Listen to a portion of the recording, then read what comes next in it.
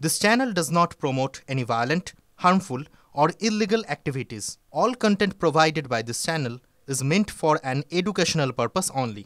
Top quality और consistent performance के लिए सिर्फ सिल्वर पंप नाम याद रखना। শুভেন্দুবাবুর নেতৃত্বের উপর আপনি অতীতে আস্থা রেখেছেন। শুভেন্দুবাবু এখানে বিরোধী দলনেতা হিসেবে ভূমিকা পালন করেন।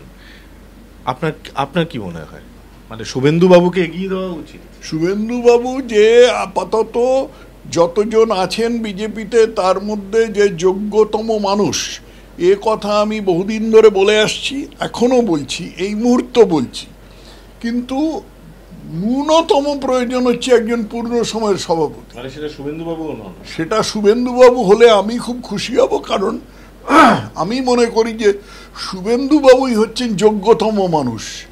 কিন্তু সেটা কে হবেন সেটা তো কেন্দ্রীয় নেতৃত্বের বিবেচ্য, কিন্তু তার মধ্যে একটা ন্যূনতম প্রয়োজন আছে, সেটা হলো একটা পূর্ণ সময়ের সভাপতি, যে 24 ঘন্টা সভাপতির দায়িত্ব পালন করবে, যে কলকাতায় থাকবে, পশ্চিমবঙ্গে ঘুরে বেড়াবে, যে দিল্লিতে একটা দায়িত্ব, একটা মন্ত্রিত্বের দায়িত্বে থাকবে না।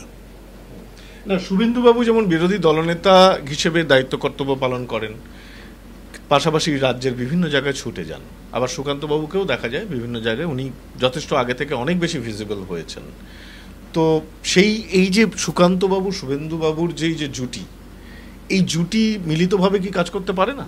না, পারে না। তার কারণ হচ্ছেন সুকান্তবাবু ঔপচারিকভাবে রাজ্যের বিজেপির সভাপতি, এবং শুভেন্দুবাবু তার তার নির্দেশনায় চলেন।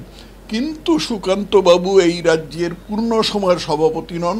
আবার বলছি, তুমি একই প্রশ্ন বারবার করছো, সেই জন্য বলছি পূর্ণ সময়ের সভাপতি নন। পূর্ণ সময়ের একটা সভাপতি প্রয়োজন, যে 24 ঘন্টা রাজ্যে থাকবে, 24 ঘন্টা শুধু বিজেপি নিয়ে মাথা ঘামাবে, রাজ্য বিজেপি নিয়ে মাথা ঘামাবে, এমন একটা মানুষ প্রয়োজন।